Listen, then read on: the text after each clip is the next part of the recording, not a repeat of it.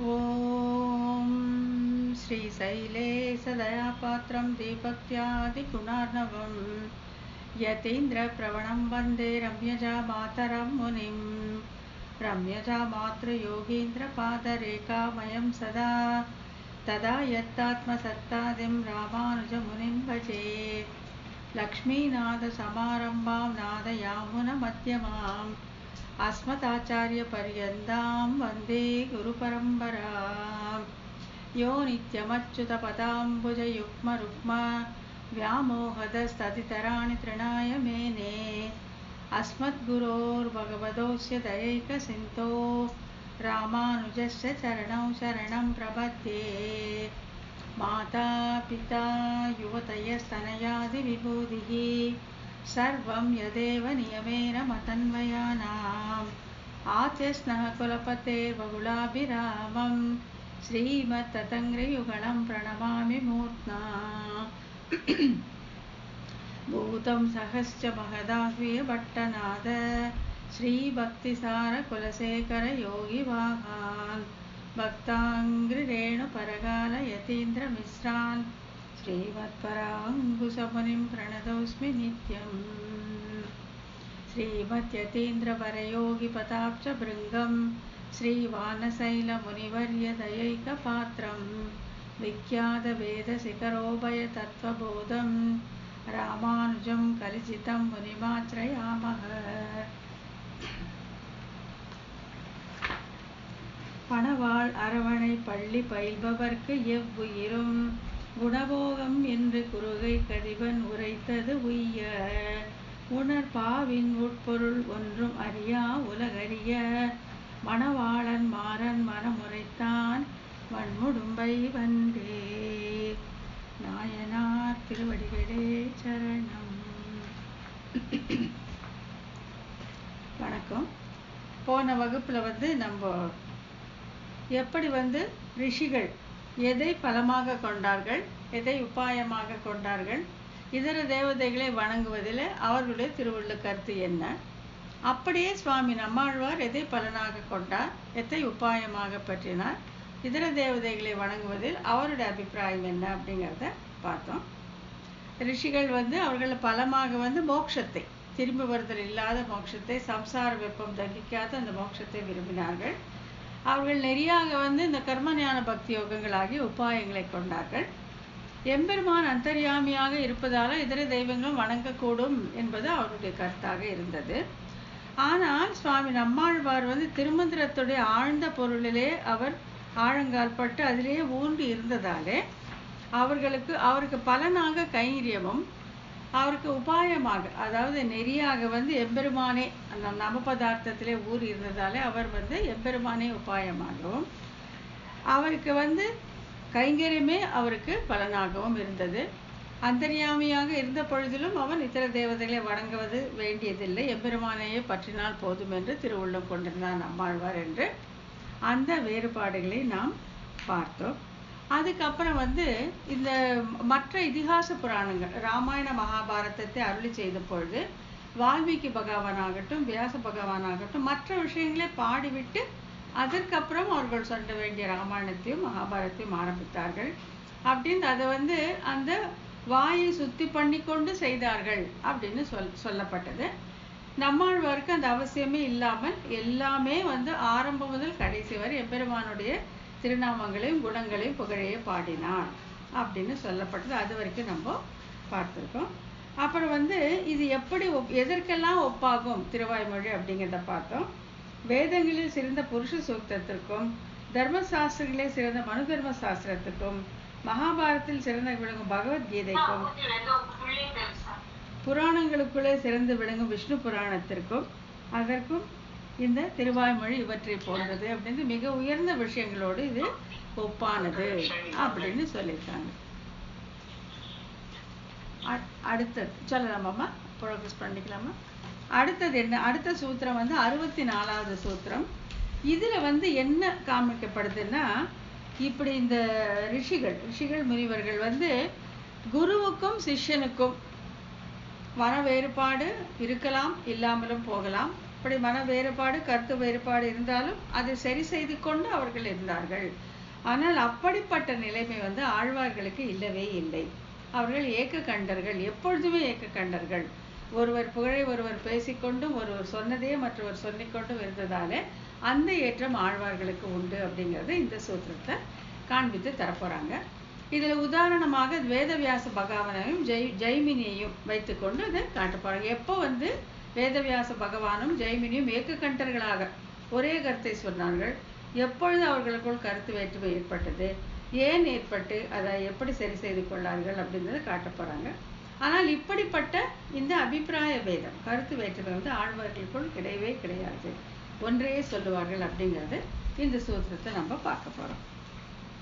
இந்த சூத்திரத்தில் 4000 திவ்ய பிரபந்தத்தின் சாரமாக இருக்கின்ற இந்த திருவாய்மொழி மேம்பட்ட பிரமாணமாகும் தன்மையை விளக்குவதற்காக ஆழ்வார்கள் 11 பேசிற்றே பேசுபவர்கள் என்பதனையும் அவர்களின் தலைவரான இவர், அதாவது சுவாமி நம்மாழ்வார் அருளி செய்த இந்த திருவாய்மொழியினுடைய ஏற்றத்தையும் இத்திருவாய்மொழிக்கு சேராத சாஸ்திரங்கள் ஆய்வார்களுக்கு தக்கன அல்ல என்றும் அருளி செய்யப்படுகிறது அப்படின்னு சொல்லி இதெல்லாம் சொல்றாங்க. அதாவது இதுல வந்து வேற இதுவே கிடையாது. இது வந்து ஆராய்ந்து எம்பெருமானை குறித்து அறிந்து கொள்ள வேண்டும் என்றால் இது மிகவும் தக்கது அப்படின்னு சொல்லி இதுல சொல்ல வரப்போறாங்க. எப்படி வந்து மற்ற அந்த ரிஷிகளுக்குள்ளே கருத்து வேறுபாடுமை இருந்தது இல்லாமல் போனது, ஆனா ஆழ்வார்களுக்குள்ள அது இல்லவே இல்லை அப்படிங்கிறத சொல்ல போறாங்க.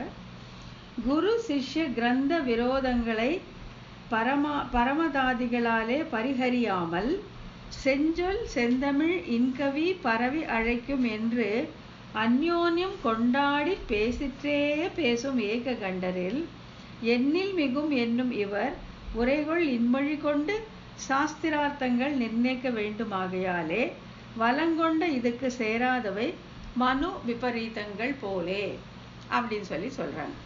அதாவது இது முதல்ல வந்து சொல்ல போறாங்க எப்படி வந்து மற்ற ரிஷிகள் செய்ததற்கும் இவர்களுக்கும் உள்ள வேறுபாடு, அவர்கள் ஏக்ககண்டர்களாக இருப்பார்கள் இல்லாமல் போவார்கள் என்பதை முதல்ல சொல்லிவிட்டு இதற்கு சேராத விஷயங்கள், திருவாய்மொழிக்கு சேராத விஷயங்கள் வந்து எப்படி மனு தர்ம சாஸ்திரத்துக்கு சேராதவை விபரீத ஞானமாகுமோ அதை போன்றதே அப்படின்னு பிற்பகுதியில சொல்ல போறாங்க. இதை வந்து கீழ்கண்டவாறு பிரித்து பொருள் கொள்ள வேண்டும். குரு சிஷ்ய கிரந்த விரோதங்களை பரமதாதிகளாலே பரிஹரியாமல் அப்படின்ட்டு பரிஹரிக்கிறதுன்னா அதை வந்து சரி பண்ணிக்கிறது, சமன்வயப்படுத்திக்கிறது. இவர் குருவுடைய கருத்து வேறாகவும் சிஷ்யனுடைய கருத்து வேறாகவும் இருக்கும் பொழுது அங்க முரண்பாடு ஏற்பட்டு அதை அப்புறம் சரி செய்து கொள்வது, பரிஹரித்துக் கொள்வது என்பதால் குருவான ஸ்ரீ வேதவியாச பகவான் மற்றும் சிஷ்யரான ஜெய்மினி ஆகியோர் இடையிலான கருத்து ஒற்றுமை, கருத்தில் முரண்பாடு மற்றும் அதனால் ஏற்படும் பரிகாரம் விளக்கம் ஆகியவை விளக்கப்படுகிறது. உதாரணத்துக்கு இங்க வந்து வேதவியாச பகவானையும் ஜெய்மினியும் எடுத்துக்கிறாங்க. வேதவியாச பகவான் தான் குரு, அவர் தான் ஆச்சாரியர், அவருடைய முக்கியமான சிஷ்யர் வந்து ஜெய்மினி. வேதவியாச பகவான் என்ன பண்ணாருன்னாக்கா இந்த உபனிஷத்து பார்த்தல், அதாவது ஞானகாண்டம், அந்த வேதங்களுடைய ஞானகாண்டம் அல்லது உத்தரபாகம் என்று சொல்லப்படுவதை உள்ள விஷயங்களை அந்த உபனிஷத்து விஷயங்களை சூத்திரங்களாக வடித்தார். பிரம்மசூத்திரம் அப்படின்ட்டு நம்ம பார்த்தோம், பிரம்மசூத்திரங்களாக வடித்தார். அதே வந்து தன்னுடைய சிஷ்யரான ஜெய்மினியை கொண்டு பூர்வ பாகம், அதாவது வேதத்தின் பூர்வ பாகம் அல்லது கர்மகாண்டம் என்னும் சொல்லப்படுது உள்ள சூத்திர விஷயங்களை அவரை கொண்டு சூத்திரங்களாக வடிவமைக்க செய்தார். ஆகையால கர்மகாண்டங்களை சூத்திரங்களாக செய்தவர் சிஷ்யரான ஜெய்மினி. ஞான காண்டங்களில் உத்தரபாகத்தில் இருந்ததை சூத்திரங்களாக செய்தவர் ஆச்சாரியர் வியாச பகவான். இது ரெண்டு நம்ம தெளிவாக வச்சுக்கணும். வேதவியாசர் இயற்றிய நூல் பிரம்மசூத்திரம் என்பது வேதத்தின் பின்பாகங்களுக்கு ஸ்ரீ வேதவியாச பகவான் சூத்திர ரூபமாக அருளி செய்யப்பட்ட விசாரத்தோடு கூடிய வியாக்கியானம்.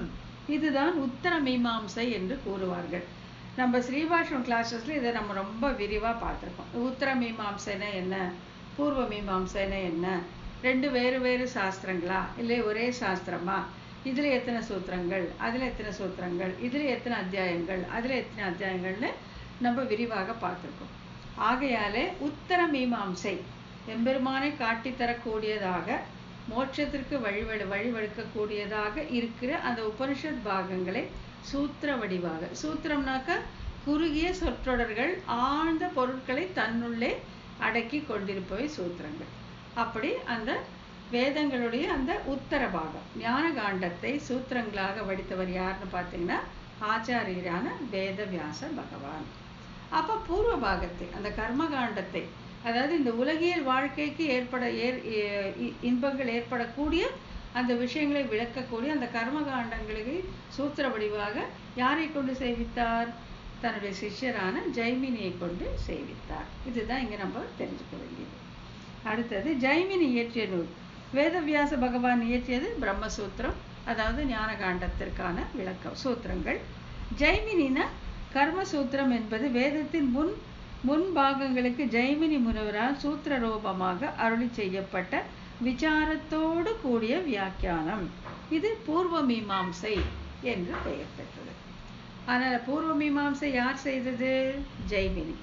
அது என்ன இருக்கும்? கர்மங்கள், கர்மங்கள் சூத்திர வடிவே அமைக்கப்பட்டு அதற்கு வியாக்கியானமும் இருக்கும். அதே உத்தர மீமாம்சை செய்தது யாரு? சாட்சாத் வேதவியாச பகவான்.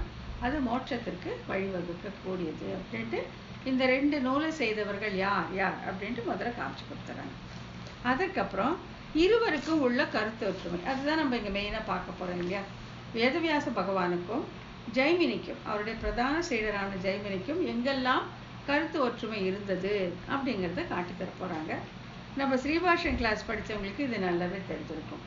அதாவது இந்த பிரம்மசூத்திரங்களை அந்த பூர்வபக்ஷம் செய்யும் போது வேதவியாச பகவான் சொல்லுவார், இது ஜைமினின் கருத்தாகும், இது காசகிருஷ்ணர் கருத்தாகும், இது ஔடுலோமியின் கருத்தாகும் அப்படின்னு சொல்லிட்டு அந்த பூர்வபக்ஷத்தை வச்சு அது சித்தாந்தம் பண்ணும்போது அதை உள்ள கொண்டாடுவார். தன்னுடைய சிஷ்யர்களுடைய வார்த்தைகளை கொண்டு அங்கே அதை நிரூபணம் செய்வார்.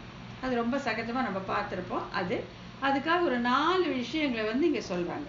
என்னன்னு, எங்கெல்லாம் வேதவியாச பகவான் தன்னுடைய சிஷ்யரான ஜைமினியின் கருத்தை ஏற்றுக்கொண்டு அதை வெளியிட்டாரோ, ஏக்க கண்டர்களாக சொல்லித்தே சொல்லுமா போலே அப்படின்ட்டு தன்னுடைய மாணாக்கரான ஜைமினி சொன்னதை தன்னுடைய பிரம்மசூத்திரங்களில கொண்டு வைத்து வியாச பகவான் விளக்கங்களை தருகிறார். அதுக்கு 4 உதாரணங்களை இங்க கொடுத்திருக்காங்க. அதை நம்ம பார்த்துடலாம். சம்பத்தே இது ஜைமினி சொல்லுகிறார். என்னன்னா, பிராணாகுதி ஹோமங்களை அக்னிஹோத்திர ஹோமங்களாக செய்வதற்காக உபாசகனுடைய மார்பு முதலான உறுப்புகளை நெருப்புகளாக கூறியுள்ளது என்று ஜைமினி சொன்னார். இந்த பிரம்மசூத்திரம் என்னன்னு பார்த்தீங்கன்னா 1, 2, 32, அதாவது முதல் அத்தியாயம் 2வது பாதம் 32வது அது சூத்திரம். அது இந்த வைஸ்வானராதிகரணம் அப்படின்னு நம்ம படிச்சது உங்களுக்கு ஞாபகம் இருக்கலாம். பிரம்மசூத்திரத்துல இதுல ஸ்ரீபாஷத்துல அது உள்ள நாம் உட்கொள்ளும் அனைத்தையும் அந்த உள்ளே இருக்கக்கூடிய அந்த வைஸ்வானரன், அந்த அக்னி, அந்த ஜாடராக்னிக்கே நாம் ஆகுதியாக ஹோமமாக செய்கிறோம், அவனுக்கே அதை யாகமாக சமர்ப்பிக்கிறோம் அப்படின்னு சொல்லும் போது அந்த உபாசகனுடைய மார்பு தான் மேடையாக வர்ணிக்கப்பட்டது. நிறைய வரும், எது மேடை, எது ஆகுதி, அதுல 2 பாகம் இருக்கும், எதுல இவ வைஸ்வானனை கொடுப்பான், இன்னொன்று ஆகுதியாக கொடுப்பான், எல்லாம் விளக்கம் இருக்கும். அந்த மார்பை 2ஆக பிரித்து அப்படியெல்லாம் ரொம்ப விளக்கமா வரும். அதுல தான் கூறிய கருத்தை ஜைமினியும் கூறுகிறார் அப்படின்ட்டு இந்த இடத்துல வேதவியாச பகவான் காண்பித்து கொடுக்கிறார். இந்த வைஸ்வானரனுக்கு இந்த ஆகுதி செய்யும் பொழுது இப்படி கூறப்பட்டது ஜைமினி கூறுகிறார் அப்படின்ட்டு தன்னுடைய சிஷ்யருடைய வார்த்தையை அங்கே சொல்லுகிறார். சம்பத்தே இது ஜைமினி. பிராணாகுதி ஹோமங்களை அக்னிஹோத்திர ஹோமங்களாக செய்வதற்கு உபாசகனுடைய மார்பு முதலான உறுப்புகளை நெருப்புகளாக கூறியுள்ளது என்று ஜைமினி சொன்னார். அதாவது உபனிஷத் வார்த்தைகள் சொல்லப்பட்டதை ஜைமினி சொல்லியிருக்கார் அப்படின்ட்டு வேதவியாச பகவான் அங்கே காண்பித்து கொடுக்கிறார். இது ஆச்சாரியருக்கும் சீடருக்கும், குருவுக்கும் சீடருக்கும் உள்ள கருத்து ஒற்றுமை, ஏக கண்டர்களாக இருப்பது. அடுத்த உதாரணம் என்னன்னா, அந்யார்த்தம் து ஜைமினிட்டு ஜைமினியினுடைய ஒப்பீனியனை அங்க திருப்பி சொல்றாரு. என்னன்னா, வேறு பயனுக்காகவே இங்கு ஜீவனை சொல்லுகிறது என்று ஜைமினி சொல்லுகிறார். பிரம்மசூத்திரம் 1, 4, 18. இங்க என்னன்னா, அந்த சூத்திரத்துல என்ன சொல்லிருக்கேன் சுருக்கமா சொல்றேன். இங்க சொல்லப்படுவது பரமாத்மாவா ஜீவாத்மாவா அப்படிங்கிற பூர்வபக்ஷம் வரும் அந்த பர்டிகுலர் சூத்திரத்தை. அப்போ வந்து அந்யார்த்தம் தூ ஜெய்மினி, அதாவது வேறு பயனுக்காக இங்கே குறிப்பிடப்படுவது ஜீவனே அப்படின்ட்டு இவர் காமிச்சு கொடுத்துருக்கார். யாரு? ஜெய்மினி காமிச்சு கொடுத்துருக்கார். எப்படின்ட்டு அது தன்னுடைய கருத்துக்கு ஏற்றதாக இருப்பதாக இங்கே வேதவியாச பகவான் இந்த சூத்திரத்தை சொல்லியிருக்கிறார்.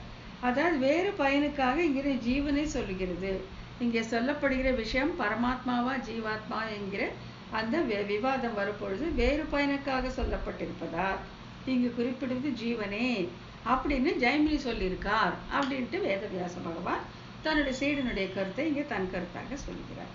அடுத்தது பரம் ஜெய்மினி முக்கியத்துவா, பரபிரம்மத்தை உபாசிக்கின்றவர்களையே ஆதிவாகிகர்கள் அழைத்து கொண்டு போகிறார்கள் என்று ஜெய்மினி எண்ணுகிறார். இது வந்து 4வது அத்தியாயம், பலாத்தியாயம் இல்லையா? ஸ்ரீபாஷத்தில் பலாத்தியாயம் பார்த்தீங்கன்னா யாரெல்லாம் வந்து இந்த அர்ச்சராதி வழியாக போவார்கள், யாரையெல்லாம் ஆதிவாகிகர்கள் அழைத்து கொண்டு செல்வார்கள் அப்படின்ட்டு நிறைய விவரமாக நம்ம பார்த்துருக்கோம். அதில் ஜெய்மினுடைய இதில் வந்து ஜெய்மினி, காசகிருஷ்ணர், ஔடுலோபி அப்படின்னு 3 பேருடைய கருத்தை எடுப்பார்.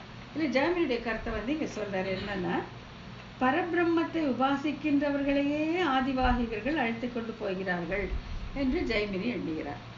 இந்த ஆதிவாகிகர்கள் அர்ச்சராதி வழியாக யாரை அழைத்து கொண்டு போவார்கள் அப்படிங்கிற விவாதம் ஏற்படும் பொழுது ஜெய்மினி என்ன சொல்றாருன்னா, இந்த பிரம்மத்தை உபாசித்தவர்களை மட்டுமே ஆதிவாகிகர்கள் இந்த வழியாக அழைத்து போகிறார்கள் என்று தன்னுடைய கருத்தையே ஜெய்மினி பிரதிபலிப்பதை அங்கே வேதவியாச பகவான் பதிவு செய்கிறார்.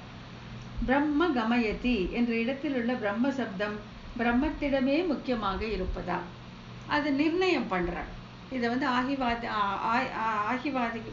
ஆகிவாதிகர்கள் ஏன் வந்து இந்த பிரம்ம வித்யா நிஷ்டனையே அழைத்து கொண்டு போகிறார் அப்படிங்கிறதுக்கு இங்கே வந்து உதாரணம் கொடுக்குறார். அது ஜஸ்டிஃபை பண்றார். எப்படின்னா, பிரம்ம கமயதி என்ற இடத்தில் உள்ள பிரம்ம சப்தம் பிரம்மத்திடமே முக்கியமாக இருப்பதால், இது சூத்திரம் விவரமா பார்க்கும்போது இது நல்ல விவரமா புரியும். அதை என்னன்னா, ஆதிவாகிகர்கள் பிரம்ம வித்யானிஷ்டனையே தான் அழைத்து கொண்டு போகிறார்கள் அப்படிங்கிறதுக்கு ஜெய்மினுடைய கருத்து இங்கே ஏற்றத்தக்கதாக இருப்பதாக வியாச பகவான் கூறுகிறார். அடுத்ததும் வந்து 4வது அத்தியாயம் ஸ்ரீபாஷ்யம். பிராமணே ஜெய்மினி பிரம்ம சம்பந்தியான அபகத பாப்மத்துவம் முதலான குணங்களோடு முக்தன் தோன்றுகிறான் என்று ஜெய்மினி சொல்கிறார். அங்கு அப்படிதான் இந்த முக்தாத்மா வந்து பரமாத்மாவுடைய அந்த அபகத பாப்மத்துவம் போன்ற 8 குணங்களை அடைந்து விடுகிறான் அப்படின்னு ஒரு பக்கமோ, இல்லை பரமசாமியத்தை மட்டும் அடைவான் அப்படின்ட்டு ஒரு இது பூர்வபக்ஷமும் இருக்கும். அப்போ வந்து வேதவியாச பகவான் என்ன சொல்றாருன்னா, இல்லை ஜெய்மினி சொல்றதுதான் சரி, இவன் இந்த முக்த ஜீவன் வந்து அந்த அபகத பாப்மத்துவம் போன்ற 8 குணங்களை அடைகிறான், ஆகையால் இது ஏற்கத்தகுதுன்ட்டு ஏக கண்டர்களாக அங்க ஜெய்மினியும் வியாசரும் இருக்கிறார்கள் அப்படின்னு காட்டுறாங்க. என்னன்னா, பிரம்ம சம்பந்தியான அபகத பாப்மத்துவம் அதன குணங்களோடு முக்தன் தோன்றுகிறான் என்று ஜெய்மினி சொல்லுகிறார். முக்தாத்மாவுக்கு அந்த குணங்கள் வந்து சேருகின்றன என்பது ஜெய்மினின் கருத்து அப்படின்னு சொல்றார். என்பவற்றால் பரம்பொருள் சொரூபத்திலும் அதனுடைய குணங்களிலும் அதனை உபாசிப்பதால் உளவாகும் பலன்களிலும் ஜெய்மினிக்கு உடன்பாடு உண்டு என்று தெளிவாகிறது. தன்னுடைய ஆச்சாரியர் தன்னுடைய குரு சொல்லிக் கொடுத்ததை அப்படியே சொல்லுகிறார் அப்படிங்கிறது இது உதாரணத்துக்காக இந்த 4 சூத்திரங்களை பிரம்மசூத்திரத்திலிருந்து காட்டியிருக்காங்க. இதனால வந்து இங்க ஜெய்மினியும் வியாச பகவானும் ஏக கண்டர்கள், சொல்லிற்றே சொல்பவர்கள், பேசுபவர்கள், கருத்தில் உடன்பாடு கொண்டவர்கள் அப்படின்னு சொல்லப்படும். அடுத்தது மகாபாரதத்திலேயே ஹயசிர சரிதம் முதலியவைகளிலே வியாச பகவானுடைய உபதேசத்தாலே கிடைக்கப்பெற்ற பரம்பொருள் தத்துவ ஞானத்தை உடையவரான ஜெய்மினி என்று சொல்லுகையாலும் இருவரையே சொல்லதை சொல்லும் ஏக கண்டர்கள். இப்ப மகாபாரதத்தை செய்தது யாரு? வியாச பகவான். அதுல ஒரு பகுதி ஹயசிர சரிதம் ஒரு பகுதி இருக்கும் போல் இருக்கு. அதுல வந்து அதை வந்து வியாச பகவான் வந்து இவருக்கு உபதேசம் பண்ணியிருக்கார். யாருக்கு? ஜெய்மினிக்கு உபதேசம் பண்ணியிருக்கார். அப்படி உபதேசிக்கப்பட்டதாலே பரம்பொருளை கொடுத்த தத்துவ ஞானத்தை உடையவர் ஜெய்மினி என்று அவர் புகழப்படுவதால் இருவரும் ஏக கண்டர்கள். தன்னுடைய குரு சொன்னதையே தானும் சொல்கிறார் அப்படின்றதுக்கு 2 பேரும் ஒரே கருத்து உடையவர்கள் என்று இன்னொரு உதாரணம் சொல்ல போறோம். இனி அடுத்தது வந்து எப்படி வந்து இவர் 2 பேருக்கும் கருத்து வேற்றுமை ஏற்படும் அப்படிங்கிறத அடுத்து காட்ட போறாங்க. இருவருக்கு இடையிலான முரண்பாடு எப்படி முரண்பாடு வருதுன்னா, வியாசர் கர்ம சூத்திரத்திற்கு தெய்வம் உண்டு அப்படின்ட்டு வியாசர் சொல்றார். கர்மசூத்திரம் நீ பண்ணும்போது கர்மத்திற்காக நீ பல பல தெய்வங்களை ஆராதித்தே ஆக வேண்டும். தெய்வம் உண்டு அப்படிங்கிறது வேதவியாச பகவானுடைய திருவுள்ளம். ஆனால் ஜெய்மினி என்ன சொல்றாருன்னா, கர்மசூத்திரத்திற்கு தெய்வம் இல்லை அப்படின்னு ஜெய்மினி சொல்றாராம். இதுதான் முரண்பாடு. இந்த முரண்பாடு இப்படியே இருக்குமானா இல்லை. இதை பரிகரித்து கொள்கிறார்கள். ரெண்டு பேரும் வந்து அதை சரி பண்ணிக்கிறாங்க, முரண்பாட்டை நீக்கி விடுகிறார்கள். எப்படி? ஏன் வந்து வியாச பகவான் உண்டுன்னு சொன்னாரு, ஏன் வந்து ஜெய்மினி இல்லைன்னு சொன்னாரு அப்படிங்கிறதுக்காக இங்கே விளக்க நம்ம பார்க்கலாம். ஜெய்மினி என்ன சொல்றாரு? கர்மசூத்திரத்துக்கு தெய்வம் இல்லை என்று ஜெய்மினி கூறினார். இப்போ கொஞ்சம் முன்னதான பார்த்தோம், அந்த வந்து அந்த ஹயசிர சரிதத்துல வந்து பரம்பொருளை கொடுத்த தத்துவத்தை உபதேசிக்க பெற்றதால் ஜெய்மினி உயர்ந்தவரானான்னு பார்த்துட்டு அப்புறம் இங்கே வந்து தெய்வம் இல்லைன்னு எப்படி சொல்லுவாருன்னா, ஒரு முக்கியமான காரணத்துக்காக ஜெய்மினி அப்படி கூறுகிறார் அப்படின்னு எடுத்து காட்டுறேன். என்னன்னா, இதற்காக கூறப்படும் பரிகாரம் விளக்கம். ஏன் இப்படி முதல்ல சொன்னாரு, அப்புறம் என்ன சொன்னாரு அப்படிங்கிறத பார்க்கணும். பிறர் மதம் மேற்கொண்டு சொன்னார். இவர் வந்து தன்னுடைய அபிப்பிராயமாக இதை சொல்லை பிறருடைய மதங்களுடைய காணப்படும் உண்மையை கொண்டு சொன்னார். யாரு? ஜெய்மினின்னு சொல்றாங்க. வேறொன்றினை உட்கொண்டு சொன்னார். உள்ள இன்னொரு கருத்து இருந்துச்சாமா. இந்த மாதிரி கர்மசூத்திரத்துக்கு தெய்வம் இல்லை என்று ஜெய்மினி சொன்னதுக்கு உட்கருத்து வேறொன்று இருந்தது. இது இன்னொரு மதத்தை பின்பற்றி சொன்னார் அப்படின்னு ரெண்டு காரணங்கள் கொடுக்குறாங்க. இது எப்படி அப்படின்னு இங்க ஒரு அனாலிசிஸ் பார்க்குறேன். பிறர் மதங்களை மேற்கொண்டு சொன்னார். பிறர் மதங்களை மேற்கொண்டு ஜெய்மினி ஏன் சொல்லணும் இல்லையா அப்படிங்கிறதுக்கு சொல்றாங்க. வேதம் இறைவனால் சொல்லப்பட்டது என்பர் சிலர். இப்போ நம்ம முதலேந்து பார்த்துட்டு வரோம்ல, வேதம் அப்பௌருஷேயம், ஒரு புருஷனால் உண்டாக்கப்பட்டது அல்ல. எம்பெருமான் கூட தன் நினைவிலே வைத்திருக்கிறானே தவிர அவன் கூட வேதத்திற்கு கர்த்தா அல்ல அப்படின்னு தான் நம்ம முதலேந்தே பார்த்துட்டே வரோம். ஆகையால வேதம் இறைவனால் சொல்லப்பட்டது என்பர் சிலர். சில பேர் வந்து இல்ல அப்படியெல்லாம் இல்லை, வேதம் வந்து இறைவனால் செய்யப்பட்டது, இறைவனுடைய வாக்குதான் வேதம் அப்படின்னு சொல்பவர்கள் சிலர் உண்டு. அப்படி சொன்னா என்ன ஆகும்னா, புருஷனால் சொல்லப்பட்ட தன்மை வேதத்திற்கு ஏற்படும். இப்போ நம்ம முதலேந்து வேதம் சிறந்த பிரமாணம் சிறந்த பிரமாணம் சிறந்த பிரமாணம் ஏன் சொல்லிட்டு வரோம்னா, ஒரு புருஷனால் ஆக்கப்படாதது. ஒரு புருஷனால் ஆக்கப்படாத போது அதற்குள்ள தனித்தன்மை என்னன்னா, அதுக்கு இந்த பிரமம் பிரமாதம் விப்ரலிப்சை போன்ற குற்றங்கள் கிடையாதுன்னு திருப்பி திருப்பி திருப்பி நம்ம சொல்லிட்டே வரோம். பிரமம்னா ஒன்றை மற்றொன்றாக அறிவது, பிரமாதம்னா சொல்ல வந்ததை நினைவு பிசகாலோ வாக்கு பிசகாலோ மாற்றி சொல்லிவிடுது பிரமாதம். விப்ரலிப்சை என்பது ஒருவரை வஞ்சிக்க வேண்டும் என்று சொல்வதற்காக செய்யப்படுவது. இந்த குற்றங்கள் வந்து ஒரு புருஷனால் ஏற்படுத்தப்பட்டால் அந்த நூலுக்கு ஏற்படும். ஆனால் இந்த வேதமானது அப்பௌருஷேயம், ஒரு புருஷனால் ஆக்கப்பட்டது அல்ல அப்படிங்கிறதுனால இந்த குற்றங்கள் வேதத்திற்கு இல்லைங்கிறதுனால வேதத்தை சிறந்த பிரமாணமாக ஏற்கிறோம். இப்ப சில பேர் வந்து இல்லை இது இறைவனால் செய்யப்பட்டதுன்னு சொல்ல போவார்களே, ஆனால் அவங்க நெக்ஸ்ட் என்ன சொல்லுவாங்க, வேதம் சிறந்த பிரமாணம் ஆகாது அப்படின்னு சொல்லுவாங்க. வருவாங்களே, ஏன்னா இந்த குற்றங்கள் உண்டுன்னு சொல்ல வருவாங்க. அப்படி சொன்னோன்னு வேதத்திலே தான் எம்பெருமான் பிரதிபாலிக்கப்படுகிறான், வேதத்தாலே அறியப்படுகிறான் என்பதை அவர்கள் எதிர்த்து நிற்பார்கள். இதையெல்லாம் எதிர்பார்த்து தான் ஜெய்மினி இப்படி ஒரு முடிவுக்கு வருகிறார். இப்ப திருப்பி பார்க்கலாம். வேதம் இறைவனால் சொல்லப்பட்டது என்பர் சிலர். இதனால் புருஷனால் சொல்லப்பட்ட தன்மை வேதத்திற்கு ஏற்படும். புருஷனால் சொல்லப்பட்ட தன்மைனா அந்த 3 குற்றங்கள் உடையதாக ஆகிவிடும். இதனால் என்ன ஆகும், வஞ்சித்தல் முதலான குற்றங்கள் வேதத்திற்கு கற்பிக்கப்படும். இந்த 3 குற்றங்கள் பௌருஷேயமாக எது செய்யப்பட்டதோ அதற்குள்ள அந்த 3 குற்றங்கள் வேதத்திற்கு ஏற்படும். இதனால் புற சமயத்தினர் வேதம் பிரமாணம் ஆகாது என்று வைதிக கர்மங்கள் நிந்திக்கத்தக்கவை என்று வாதிப்பார்கள். புரியுதுங்களா? அந்த லிங்க் பார்த்துட்டே வந்தீங்கன்னாக்கா, வேதத்தை புறக்கணிக்கணும், அதுதான் சில பேருடைய இதுவே. வேதத்தை புறக்கணித்து விட்டால் வைதிக கர்மங்களை புறக்கணித்து விடலாம். புறக்கணித்து விட்டு நம் இஷ்டம் போல இருக்கலாம் அப்படிங்கிறது அவருடைய உள்ளமாக இருக்கலாம் சில மதத்தினுடைய. அதுதான் இப்போ திருத்தணுங்கிற எண்ணத்துல ஜெய்மினி இருக்கார். ஆகையால அவர்கள் வழியிலேயே போய் அவர்களை மீட்டு வர வேண்டும் என்பதற்காக இப்படி செய்கிறார் அப்படின்னு நம்ம பின்னால பார்த்துட்டு வரோம். புறச்சமயத்தினர் வேதம் பிரமாணம் ஆகாது என்று வைதிக கர்மங்கள் நிந்திக்கத்தக்கவை என்று வாதிப்பார்கள். இதனால் இவர்கள் வாதத்தை மறுக்க எண்ணிய ஜெய்மினி தம்முடைய கொள்கை அல்லாத போதும் பிறர் மதத்தை கொண்டு கடவுள் இல்லை என்கிறார். இப்ப ஜெய்மினி எங்க வர்றாருன்னா, இப்ப கடவுள் இல்லை அப்படின்னு சொல்லிட்டாக்கா வேதம் இறைவனால் செய்யப்பட்டதுங்கிறது போயிடுங்களா? அப்போ வேதத்திற்கு குற்றம் உள்ளது அப்படிங்கிற வாதம் நிற்காது. அப்போ வேதத்தை பிரமாணமாக ஏற்றுக்கொண்டு வைதிக கர்மத்தை செய்ய முன் வருவார்கள். அப்படின்ட்டு அந்த கர்மத்திற்கு இறைவன் இல்லை அப்படின்னு சொல்றார் ஜெய்மினி. இதற்கு காரணம், புரை சமத்தாரிடம் வேதம் சிறந்தது பிரமாணம், கர்மங்கள் அவசியம் செய்யத்தக்கவை என்று உறுதியாக அறுதியிட அவர் இச்சை கொண்டார். கண்டிப்பாக வேதத்தை பிரமாணமாக நீங்கள் ஏற்க வேண்டும். நீங்க இறைவனை ஏத்துக்கிறீங்களோ இல்லையோ அப்புறம் பார்த்துக்கலாம்.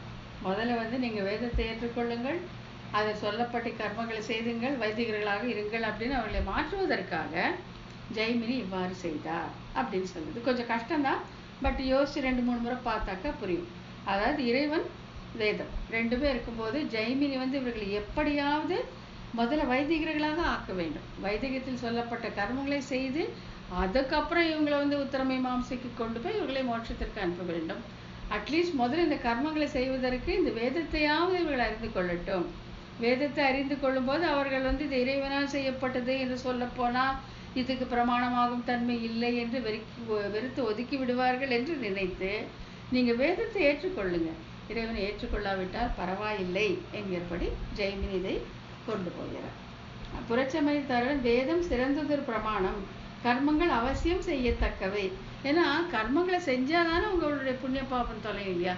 கர்மங்களை பற்றில்லாமல் செய்ய செய்ய செய்யதான் புண்ணிய பாவங்கள் தொலையும்ங்கிறது ஒரு அடிப்படை அறிவு. இப்ப அதையே அவங்க செய்ய மாட்டேங்கன்னு சொல்லிட்டாக்கா அதுல கொண்டு அவங்களை நுழைப்பது ரொம்ப முக்கியம். ஆகையால முதல் வேதத்தை ஏற்றுக்கொள்ளட்டும், இறைவன் என்று இல்லை என்று சொன்னாலும் சொல்லிவிட்டு போகட்டும் என்று ஜெய்மினி இச்சை கொண்டார். அதுக்கப்புறம் என்னாச்சுனாக்க வேறொன்றினை உட்கொண்டு சொன்னார்.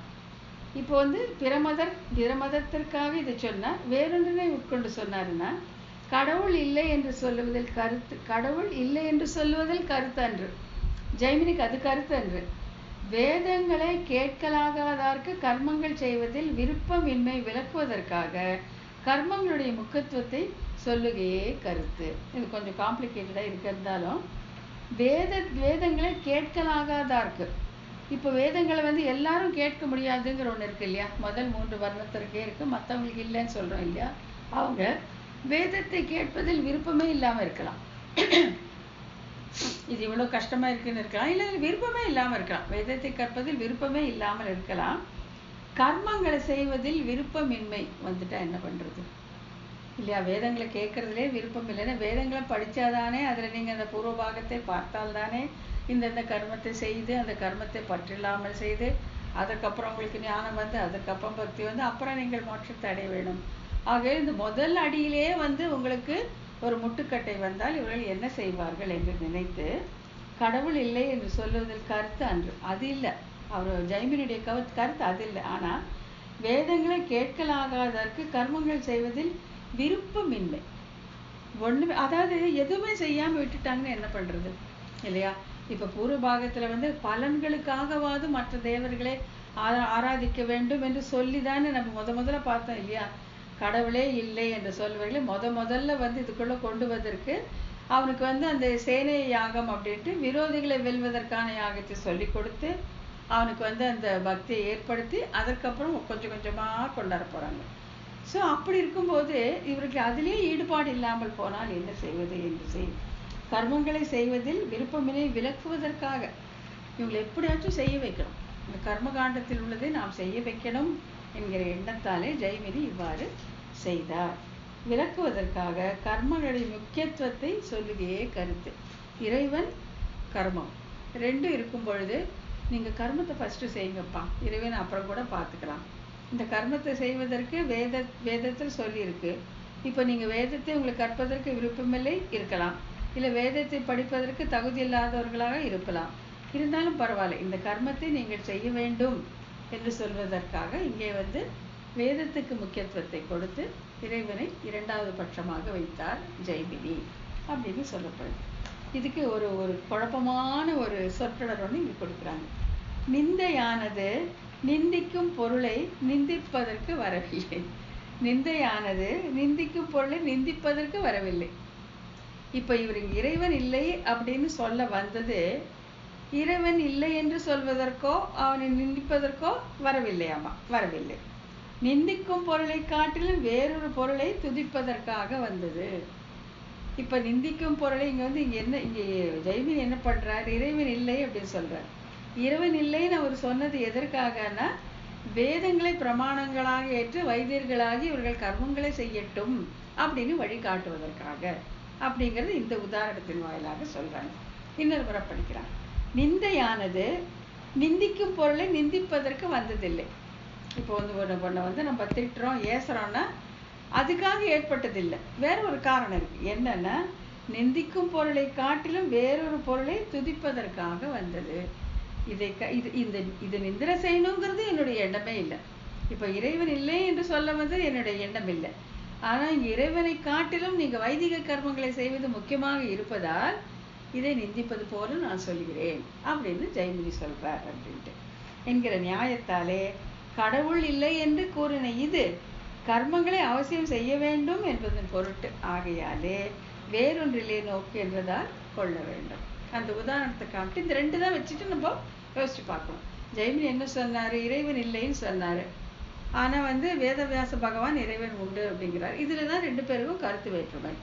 இவன் ஏன் இறைவன் இல்லை என்று சொன்னார் அப்படின்னா, இந்த வேதத்துல நம்பிக்கை வர வேண்டும். இறைவன் இருக்கான்னு சொன்னா அவன் இயற்றினான் என்று சொல்றதாலே அந்த வேதத்திற்கு குற்றம் வரும் என்று அவர்கள் நிராகரிக்க கூடும். அப்படி நிராகரிப்பதால் வைதிக கர்மங்கள் செய்யாமல் போகக்கூடும். வைதிக கர்மங்களே செய்யாமல் போனால் இவர்கள் எவ்வாறு முன்னேறுவார்கள் என்கிற அந்த எண்ணத்தாலே இறைவன் இல்லை என்று கூறி வேதம் உள்ளது என்று கூறி அவர்களை வைதிகர்களாக ஆக்கினார் ஜெய்மினி. இதெல்லாம் விவரமா சொன்னப்புறம் வேதவியாச பகவான் அதை குறித்து கொண்டார் அப்படின்னு சொல்லப்படுது. இப்போ இவ்வளோ கஷ்டம் இந்த ரிஷிகளை ஒன்று பண்ணி கொண்டு வருது, இவ்வளோ கஷ்டம். ஆழ்வார்களை பார்க்கலாம். இவங்களுக்கு ஒண்ணுமே இல்லை, எப்பவுமே சந்தோஷம். ஆழ்வார்கள் அப்படியே அந்த எம்பெருமானுடைய அந்த வர்ணனை, அந்த குணம், அந்த சௌசீல்யம், சௌலபியம், அந்த கல்யாண குணங்களை ஆழங்கால் பட்டு அப்படியே அதிலேயே இருந்துருவாங்க அவங்க. அப்பேற்பட்ட ஆழ்வார்கள். அவங்களுக்கு இந்த மாதிரிலாம் எங்க வரும், ஒண்ணுமே வராது. செஞ்சொல் செந்தமிழ் இன்கவி பரவி அழைக்கும் என்று அந்யோன்யம் கொண்டாடி, அப்படியே ஃப்ரெண்ட்ஷிப் அந்யோன்யம் கொண்டாடி பேசிற்றே பேசும் ஏக்க கண்டனர். இவன் சொல்லதா அவர் சொல்வார், அவர் சொல்லதா இவர் சொல்வார்.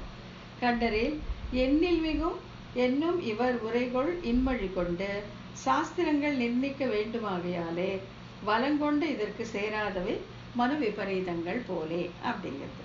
ஒண்ணுன்னா பார்த்துக்கணும். செஞ்சொல் செந்தமிழ் இன்கவி பாடி பரவி அழைக்கும் என்று அந்யோன்யம் கொண்டாடி, இவங்க இதெல்லாம் சொல்லி சொல்லி இந்த ஆழ்வார் அந்த ஆழ்வார் உயர்த்தி பேசுவார், இவர் அவர் உயர்த்தி பேசுவார். அந்யோன்யம் கொண்டாடி இப்படி ரிஷிகளுக்கிடையே நிலவும் இசைவு, முரண்பாடு, பரிகாரம் ஆகியவை ஏதும் இல்லாமல் ஒருவர் சொன்னதையே மற்றவர் சொல்லி அந்யோன்யம் கொண்டாடி இருப்பவர்கள் ஆழ்வார்கள். ஒன்னா சொல்லுவோம், வேற வேற சொல்லுவோம், அதுக்கு பரிகாரம் செய்வோம், ஒன்னாவும் இருப்போம், சண்டையும் போட்டுப்போங்கிறதுல ஒண்ணுமே இல்லாம எப்ப பார்த்தாலும் ஒரே குரலிலே எம்பெருமானை துதி செய்து கொண்டு இருப்பவர்கள் இந்த ஆழ்வார்கள். இவர்களுக்குள்ள முரண்பாடு பரிகரிக்க அதெல்லாம் ஒண்ணுமே கிடையாது. இதுல இருந்து செஞ்சொற்கவிகாள் அப்படின்னு திருவாய்மொழியில மற்ற ஆழ்வார்களை இவர் பாடுறார். யாரு? சுவாமி நம்மாழ்வார். அப்புறம் செந்தமிழ் பாடுவார் தாம் வணங்கும் அப்படின்னு பெரிய திருமொழியில திருமங்கை ஆழ்வார் மற்ற ஆழ்வார்களை புகழ்ந்து பேசுறார். இன்கவி பாடும் பரம கவிகாள் அப்படின்ட்டு திருவாய்மொழியில் நம்மாழ்வார் மற்ற ஆழ்வார்களை உயர்த்தி பேசுகிறார். பதியே பரவி தொழும் தொண்டர் அப்படின்ட்டு பெரிய திருமொழியில திருமங்கை ஆழ்வார் மற்ற ஆழ்வார்களை சொல்கிறார். அரங்காவோ என்று அழைக்கும் தொண்டர் பெருமாள் திருமொழியில குலசேகர ஆழ்வார் மற்ற ஆழ்வார்களை சொல்கிறார். இப்ப பாத்தீங்கன்னா இவர் அவரை புகழ்வார், அவர் இவரை புகழ்வாரே தவிர இவர்களுக்குள் கருத்து வேறுபாடு முரண்பாடு என்பது கிடையவே கிடையாது. பேசிற்றே பேசும் ஏக்க கண்டர்கள். இவர் சொன்னதையே அவர் சொல்வார், அவர் சொன்னதே இவர் சொல்வாரே தவிர ஏக்க கண்டர்கள் ஒருமிடராக அதே தான் சொல்லிட்டே இருப்பாங்க. பேசிற்றே பேசில் அல்லால் அப்படின்னு திருமாலையில தொண்டரடிப்படியார் சொன்னது போல ஒருவர் பேசினதே எல்லாரும் பேசும் ஒரு குரலிலான ஆழ்வார்கள் இவர்கள். ஒரே குரல்ல இவங்க அதே தான் பேசிட்டே இருப்பாங்க. எண்ணில் மிகும் இவர், எண்ணில் மிகு புகழார் யாவரே அப்படின்ட்டு பெரிய திருவந்தாதில நம்மாழ்வார் தன்னையே சொல்லிக்கிறார். என்னை விட பெருசான ஒருத்தர் உண்டா அப்படின்னா இங்க வந்து ஒரு அகங்காரத்தாலேயோ நாம சொல்றது போல அல்ல. அதான் எம்பெருமான் உளையர்ந்து தன்னைத்தானே பாடிக்கொண்டிருக்கிறாங்க. ஆழ்வார் என்ன சொல்றாருன்னா, நீ பெரியவன் நான் பெரியவன் சொல்வார். நம்மாழ்வார் சொல்றாரு, நீ பெரியவனா நான் பெரியவனா ஒரு டிஸ்கஷன் வந்தப்போ, நீ தான் பெரியவன் இல்லைன்னு சொல்லவே இல்லை. ஆனா நீ வந்து என் காதினுள்ளே புகுந்து என் உள்ளத்துள்ளே போய் அமர்ந்து விட்டார். இப்ப நீ எனக்குள்ளே அடக்கம். இப்ப நீ பெரியவனா நான் பெரியவனா அப்படின்னு அந்த மாதிரி அந்த எம்பெருமானே வந்து இவர்களுக்குள்ளே இருப்பதாலே இவர்கள் தங்களை பெரியவர்கள் என்று கூறிக்கொண்டார்கள். என்னில் மிகு புகழார் யாவரே, என்னை விட புகழ் மிக்கவர் யார் இருக்காங்க அப்படின்ட்டு பெரிய திருவந்தாதியில் நம்மாழ்வார் சொல்றார். என்கிறபடி தலைவருக்கு மகிழ்ச்சியை உண்டாக்குபவராக பெற்ற அன்பு மிகுதியினாலே எம்பெருமானுடைய முகமலர்ச்சியே தான் இவங்களுக்கு எல்லாம் உஜ்ஜீவனம். அதுதான் இவங்களுக்கு வேணும், வேற எதுவுமே வேண்டாம்.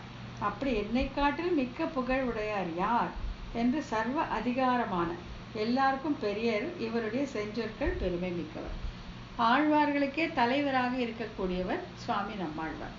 ஏன்னா இவர் வந்து எம்பெருமானே தனக்குள்ள வச்சதுனால என்னை காட்டிலும் மிக்க புகழ் உடையவரே இல்லை அப்படின்னு தமக்கு தாமே சொல்லிக்கொள்ளும் அளவுக்கு இவர் பெரியவர். ஆகையால இவரே வந்து தலைவர், ஆழ்வார்களுக்கு தலைவர். உரைகொள் இன்மொழி கொண்டு உரைகொள் இன்மொழியாளை என்றபடி இவர் உள்ள இவர் சொற்களை ஏற்றுக்கொண்டு இப்படி இருக்கிற இவருடைய சொற்களை ஏற்றுக்கொண்டு நாம் சாஸ்திர அர்த்தங்களை நிர்ணயிக்க வேண்டி இருக்கிறது அப்படின்ட்டு இரண்டாவது பகுதிக்கு வர சூத்திரத்தோட அடுத்த பகுதிக்கு வராங்க. இப்ப முதல் பகுதியில் என்ன சொன்னாங்க, இவர்கள்லாம் சொல்லிட்டே சொல்லுகின்ற ஏக கண்டர்கள், ஒருவரை ஒருவர் புகழ்ந்து பாடிக்கொள்ளும் அந்த தன்மையுடையவர்கள். இவர்களுக்கு தலைவராக இருக்கக்கூடியவர் சுவாமி நம்மாழ்வார். இவர் தன்னை தானே பெரியவர் என்று கூறிக்கொள்வது எம்பெருமானே இவருக்கு உள்ளே இருப்பதாலே. அப்ப இவருடைய இந்த வாக்கியங்களை கொண்டு இவருடைய இந்த திருவாமொழி பாசுரங்களை கொண்டு நாம் சாஸ்திர அர்த்தங்களை நிர்ணயிக்க வேண்டியுள்ளது அப்படிங்கிற அந்த சூத்திரத்துடைய அடுத்த பகுதி இங்கு காட்டி கொடுக்குறாங்க. என்னன்னா, ஸ்ரீ ராமாயணம் முதலானவைகளையும் தம்முடைய வேறுபட்ட சிறப்பினாலே வெல்லும்படியான சொற்களின் ஆற்றலை கொண்டு சாஸ்திரங்களை நிர்ணயிக்க வேண்டுகையாலே ராமாயணத்தினுடைய அர்த்தத்தை கூட இவருடைய சொற்களை கொண்டு நிர்ணயிக்கலாம் என்கிறபடி வேதங்களிலும் அவற்றின் பொருள்களை விவரித்து கூறுகின்ற இதிகாச புராணங்களிலும் ஐயம் தருகின்ற பொருள்களை அறுதியிட வேண்டும்படி இருக்கையாலே. இப்ப ராமாயணத்திலும் சிலது நமக்கு புரியாம இருக்கலாம், வேதங்களிலும் அவற்றின் பொருளை விவரித்து கூறுகின்ற இதிகாச புராணங்களிலும் வந்து நமக்கு ஐயத்தை விளைவிக்கக்கூடிய சொற்களும் சொற்றொடர்களும் இருக்கலாம். இதற்கு சேராத சாஸ்திரங்கள் தள்ளத்தக்கவை எனப்படுகிறது. ஆகையால இப்ப வந்து இந்த திருவாய்மொழியை கொண்டு நாம் இதற்கெல்லாம் பொருள் கோர வேண்டி உள்ளது. அதாவது ராமாயணத்திலோ இதிகாச புராணத்திலோ எங்கேயுமே ஒரு சொல் புரியலன்னா நாம் இதை கொண்டு அதை நிர்ணயித்து கொள்ளலாம்படி இருக்கிறது. ஆகையால இதற்கு சேராத சாஸ்திரங்கள், திருவாய்மொழி ஏற்காத சாஸ்திரங்கள் ஏதாச்சும் உண்டு இருந்தால் அவை தள்ளத்தக்கது அப்படின்னு சொல்லிட்டு இதற்கு சேராத சாஸ்திரங்கள் தள்ளத்தக்கவை எனப்படுகிறது. திருவாய்மொழி ஏற்காத சாஸ்திரங்கள் இருக்குமாகில் அவை தள்ளத்தக்கது. ஏனால் சாஸ்திரங்களே அந்த வேத உபிரமணங்களே அர்த்தம் புரியாம இருந்தால் இதை கொண்டு நாம் நிர்ணயிக்கலாம். அப்படிப்பட்ட தன்மை வாய்ந்தது திருவாய்மொழி. இதற்கு சேராத சாஸ்திரங்கள் உண்டாகில் அவை தள்ளத்தக்கது என்று சொல்லப்பட்டது. வளம் கொண்ட 1000 என்கிறபடி பரம்பொருளின் தன்மை உள்ளபடியே சொல்ல வல்ல ஆற்றலை உடைய இத்திருவாய்மொழிக்கு சேராத சாஸ்திரங்கள். அதாவது வளம் கொண்ட 1000, அந்த சிறப்பான இந்த 1000 இது என்ன சொல்றதுன்னா, பரம்பொருளின் தன்மை உள்ளபடியே சொல்லுவது, ஏற்றுவதும் கிடையாது குறைப்பதும் கிடையாது. அப்படிப்பட்ட ஆற்றலை உடையது இந்த திருவாய்மொழி.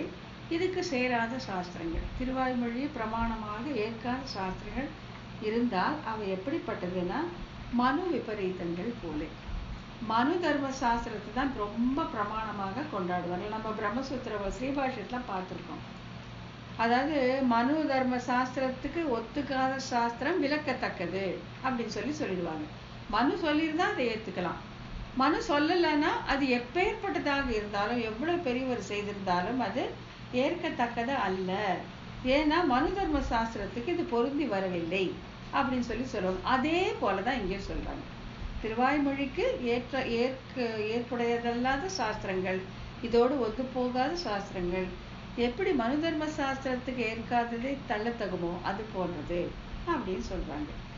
மனு விபரீதங்கள் போல எந்த ஸ்மிருதியானது மனுவினால் சொல்லப்பட்டவர்களுக்கு மாறுபட்டிருக்கிறதோ அது புகழப்படுவதே இல்லை. மனு தர்ம சாஸ்திரம் தான், நீதி நூல்ல மனு தர்ம சாஸ்திரம் தான். ஆக அதுதான் என்ன சொல்ல, உரைகள்னு வச்சுக்கலாம். உரைகள் அதுதான் ஸ்டாண்டர்ட். இதுக்கு ஒத்துக்கணும். இது ஒத்துக்கதாக இருந்தால் நாம் ஏற்றுக்கொள்வோம், இல்லை என்றால் ஏற்றுக்கொள்ள மாட்டோம். அதே போல திருவாய்மொழிக்கு ஒத்து வராத சாஸ்திரங்கள் மனு விபரீதங்கள் போலே.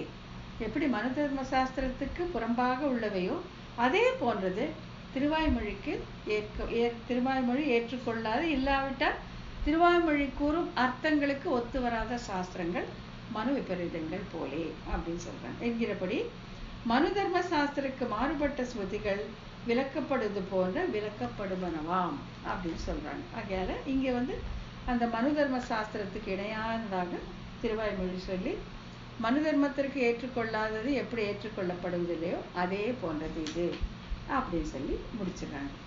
ஆகையால் இதுல இந்த சூத்திரத்துல என்னெல்லாம் பார்த்தோம்னா, ஆழ்வார்கள் ஏக்க கண்டர்கள் எப்படி எப்படி ரிஷிகளுக்கும் இவர்களுக்கும் உள்ள வேறுபாடு அப்படின்னு சொல்லிட்டு அதுக்கான பிரமாணங்கள் எல்லாம் பார்த்துட்டு, அதுக்கப்புறம் இந்த திருவாய்மொழியுடைய அர்த்தங்களை கொண்டு சில டைம்ல நம்ம வேதங்கள் இதிகாச புராணங்களுடைய பொருட்களை நிர்ணயிக்க வேண்டி இருப்பதால் இது மிக உயர்ந்தது. இதற்கு சேராத சாஸ்திரங்கள் எப்படி மனு தர்ம சாஸ்திரத்துக்கு சேராத சாஸ்திரங்கள் ஒதுக்கப்படுகின்றனோ அதே போல இங்கவும் ஒதுக்கப்படும் அப்படிங்கிறது தான் இந்த சூத்திரத்தை நம்ம பார்த்திருக்கோம். அடுத்தது சின்ன சூத்திரம் அது பார்க்கலாம். 65. இந்த திருவாய்மொழியின் துணை கொண்டு சாஸ்திரங்களின் பொருளை அறுதியிட்டவர் யார் என்ற வினாவிற்கு இந்த சூத்திரத்தில் இது ரொம்ப முக்கியம். இது சின்னதுதான், ஆனா ரொம்ப முக்கியம். இப்படி யாருதான் செஞ்சிருக்காங்களா அப்படின்னு சொல்லி கேள்வி வருது. அதாவது திருவாய்மொழிகளை கொண்டு, திருவாய்மொழி வார்த்தைகளை கொண்டு, அந்த பாசுர வரிகளை கொண்டு உபனிஷத் பொருளுக்கு நிர்ணயம் செய்தவர் யாராகிலும் உண்டா? ஒரு உதாரணத்தை காட்டுங்களேன் அப்படின்னு சொல்லும் போது காட்டுறாங்க. இது ரொம்ப முக்கியமான ஒரு சூத்திரம். என்னன்னா, பாஷ்யக்காரர் இது கொண்டு சூத்திர வாக்கியங்கள் ஒருங்க விடுவர். பாஷ்யக்காரர் யாருன்னா சுவாமி ராமானுஜர்.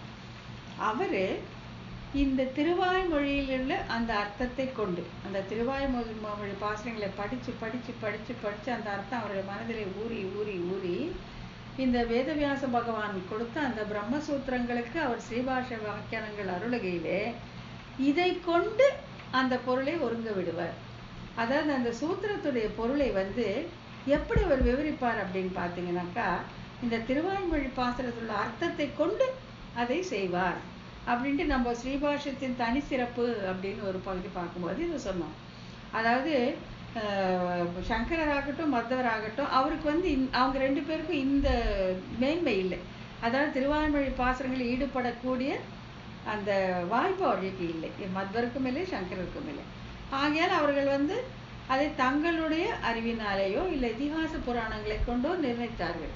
ஆனால் சுவாமி ராமானுஜருக்கு இருந்த தன்னேற்றம், அவருக்கு தனி சிறப்பு, ஒரு தனி தகுதி, ஒரு தனி பாக்கியம்னே நம்ம சொல்ல. என்னன்னா, திருவாய்மொழி அர்த்தம் அவருடைய மனதில் ஊறி இருந்ததால அந்த பிரம்மசூத்திர வாக்கியங்களுக்கு அவர் இதை கொண்டு அந்த பொருளை அவர் நிர்ணயித்தார் அப்படின்ட்டு இதுக்காக 2-3 உதாரணங்கள் நம்ம ஸ்ரீபாஷ்யத்திலே பார்த்திருக்கோம்.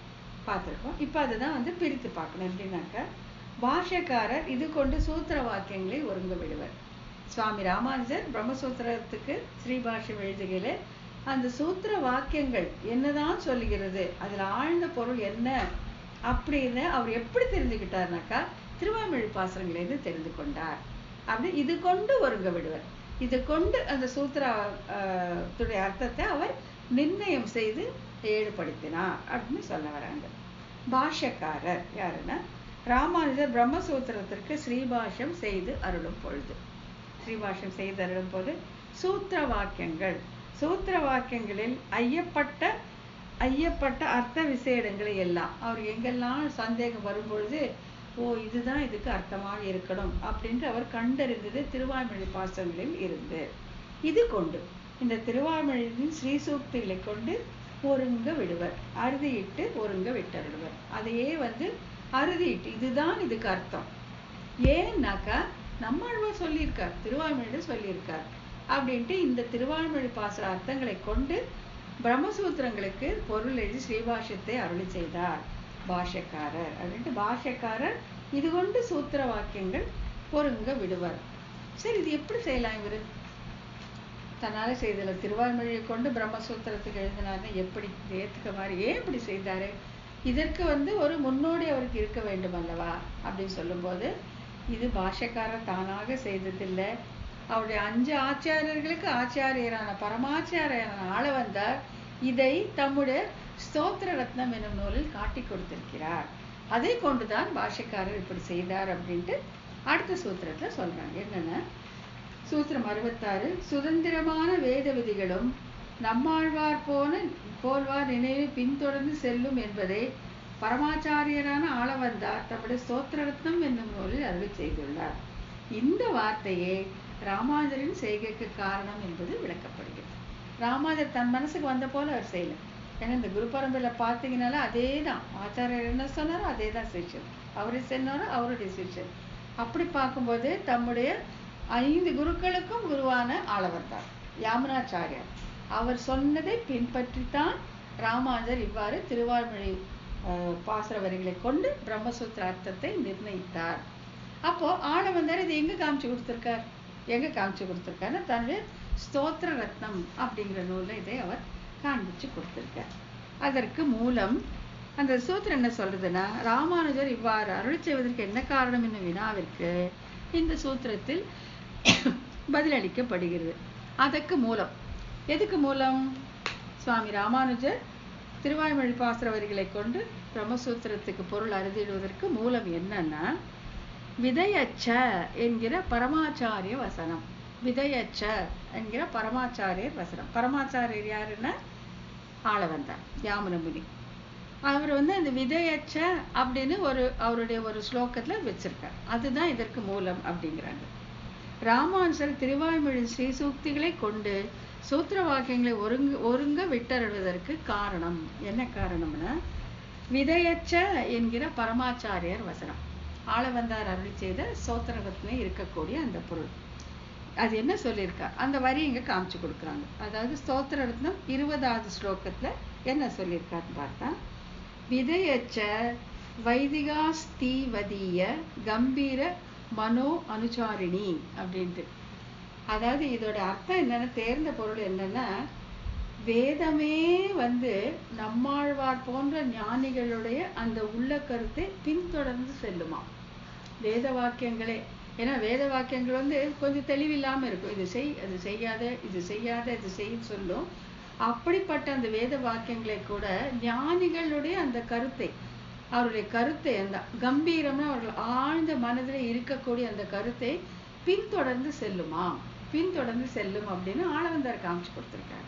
ஆகையால தான் இவர் வேத வாக்கியங்களான பிரம்மசூத்திரங்களுக்கு பொருள் நிர்ணயிக்கையில் ஞானியான நம்மாழ்வாருடைய திருவுள்ள கருத்தான திருவாய்மொழியை பின்தொடர்ந்து சென்றார் அப்படின்னு சொல்லப்பட்டிருக்கு. இதன் பொருள், வேதத்தில் சொல்லப்படுகிற விதிகள் தேவரீரை சரணமாக பற்றி இருக்கின்ற பெரியோர்களுடைய கம்பீரமான மனதினை அனுசரித்தவையாக ஆகின்றன என்பார். அந்த ஞானிகளுடைய மனக்கருத்து என்னவோ, ஏன்னா அப்படிப்பட்ட ஞானத்தை எம்பெருமான் அவர்களுக்கு கொடுத்திருக்கார். வேத வாக்கியங்கள் கூட அதை அனுசரித்து செல்லும் அப்படின்னு காமிச்சு கொடுத்திருக்கார். இஸ்லோகத்தில் மேலும் என்ன விளப்படுகிறதுனாக்கா, இதனை செய்க, இதனை செய்யற்க என்பது ஆரணம். வேதம் அப்படிதான் சொல்லி, பண்ணு அது பண்ணாது, பண்ணு அது பண்ணாது என்கிற சுதந்திரமான வேத விதிகள். வேதத்தை கட்டுப்படுத்துறவங்க யாரும் இல்லையே, அது சுதந்திரமான விதிகளுக்கு இது யாருடைய மனதை பின்பற்றி செல்லும் அவர்களுக்கு இருக்கக்கூடிய அந்த குணங்கள் என்னன்னா, வேறு ஒரு பயனை கருதாதவர்களாய். இப்போ நமக்கு ஒரு பயனை கருத ஆரம்பித்தாலே அங்க நம்மளுடைய எண்ணம் வரும். இப்படி பண்ணா நல்லா இருக்குமா, அப்படி பண்ணா நல்லா இருக்குமான்ட்டு. அப்படி வேறொரு பயனே வேண்டாம், எங்களுக்கு எம்பெருமானை நாங்கள் புரிந்து கொள்ள வேண்டும். வேறு பயனை கருதாதவர்களாய் உன்னையே பற்றி இருக்கின்ற, உன்னை விட்டா அவங்களுக்கு வேற கதியே கிடையாது, உன்னையே பற்றி இருக்கின்ற பெரியோர்களுடைய அது மேல சொல்றாங்க, ஒரு செல்வம் முதற்றால் கலங்க ஒண்ணாதபடி. இவங்களை பணம் கொடுத்தெல்லாம் நம்ம விலைக்கு வாங்கவே முடியாது. பிரம்மனுடைய ஐஸ்வர்யத்தை, இந்திரனுடைய ஐஸ்வர்யத்தை கொடுத்தாலும் இவர்களை நாம் விலைக்கு வாங்கவே முடியாது. செல்வத்தால் கலக்க ஒண்ணாத கம்பீரமான மனம். இந்த கம்பீரம்னா ஆழ்கடலுக்கு உதாரணமாக சொல்லுவாங்க. அலை கடல் மேல அலைகள் இருந்த பொழுதிலும் ஆழ்கடல் அமைதியா இருக்குமா. கம்பீரமாக அப்படி அமைதியாக இருக்குமா. அப்படிப்பட்ட மனத்தை உடையவர்கள் இவர்கள். இவர்கள் வேறு பலன் வேண்டாதவர்கள், உன்னையே சரணமாக பற்றியிருப்பவர்கள், எத்தனை செல்வம் கொடுத்தாலும் கலங்காத மனத்தை உடையவர்களான பின் சொல்லும் வேத வாக்கியங்கள் அப்படிப்பட்ட ஞானிகளுடைய கருத்தினை பின்தொடர்ந்து செல்லும் அப்படின்னு ஆளவந்தார் அந்த 20வது ஸ்லோகத்துல காமிச்சு கொடுத்திருக்கார். இவ்வாழ்வார் போல் அந்த ஞானிக்கு உதாரணம் யாருன்னா சுவாமி நம்மாழ்வார். இவ்வாழ்வார் போன்றவர் நினைவினை சாஸ்திரங்கள் தாம் பின்பற்றி செல்லும். சாஸ்திரங்களே இவர்கள் பின்னால செல்லும் அப்படின்னு சொல்றாங்க. ஆகையாலே பரமாச்சாரியான ஆளவந்தார் அருள் செய்த வார்த்தை இதையே ராமானுஜரும் பின்பற்றினார். ஸோ ராமானுஜர் புதுசாக எதுவுமே செய்யல. தம்முடைய பரமாச்சாரியரான ஆளவந்தார் அந்த சோத்திர ரத்னம் 20வது ஸ்லோகத்துல என்ன சொன்னாரோ அதை பின்பற்றி செய்தார். அதுல ஆளவந்தார் என்ன சொல்லியிருக்காருன்னா, இந்த சுதந்திரமான அந்த வேத வாக்கியங்கள், இது செய் அது செய்யாதே என்று சொல்லக்கூடிய வேத வாக்கியங்களே கூட இந்த ஞானிகளின் உள்ள கருத்தை பின்தொடர்ந்து செல்லும் அப்படின்னு சொல்றாங்க. அந்த ஞானிகள் யாருன்னாக்கா வேறொரு பயனையும் விரும்பாதவர்கள், எம்பெருமானே சரணமாக பற்றியவர்கள், எப்பேற்பட்ட செல்வத்தை தந்தாலும் கலங்காத அந்த கம்பீரமா ஆழ்மனதை உடையவர்கள். அவர்களுக்கு வேற எதுவுமே தேவையில்லை. அப்படிப்பட்டவர்களே கருத்தை இந்த வேத வாக்கியங்கள் பின்தொடர்ந்து செல்லும் அப்படின்னு சொல்றத அதற்கு உதாரணமாக நம்மாழ்வாரை காட்டி கொடுத்திருக்கிறார். இதையே பற்றாசாக கொண்டு, இதையே அடிப்படையாக கொண்டு சுவாமி ராமானுஜர் என்ன பண்ற, பரம ஞானியான நம்மாழ்வாருடைய திருவாழ்மொழி வாக்கியங்களை கொண்டு பிரம்மசூத்திரம் இல்லையா, இப்ப ஞானிகளுடைய வாக்கியத்தை பின்பற்றி செல்வது எதுன்னு சொன்னோம், வேதம் சொன்னோம். வேதத்துடைய வாக்கியங்கள் பிரம்மசூத்திரம் அதே தானே. ஆகையாலே சுவாமி நம்மாழ்வாருடைய ஸ்ரீசூக்திகளை கொண்டு அடியேன் பிரம்மசூத்திரங்களுடைய அர்த்தத்தை நிர்ணயிப்பது சரியே அப்படின்ட்டு ஆளவந்தார் சொன்னதை வைத்துக்கொண்டு சுவாமி ராமானுஜர் அப்படி செய்தார் அப்படின்னு சொல்லி இந்த 2 சூத்திரங்களால நமக்கு காமிச்சு கொடுத்துருக்குறாங்க. அதுதான் இதுல ஏதாச்சும் டவுட், இது அடுத்தது ரொம்ப பெரிய சூத்திரம். ஆகையால இது வரைக்கும் ஏதாச்சும், ஏன்னா எல்லாமே இது கொஞ்சம் உள்ள ஆழம் போற மாதிரி இருக்கு. எதுவும் டவுட்ஸ் இருந்தாக்கா கேட்டுக்கலாம்.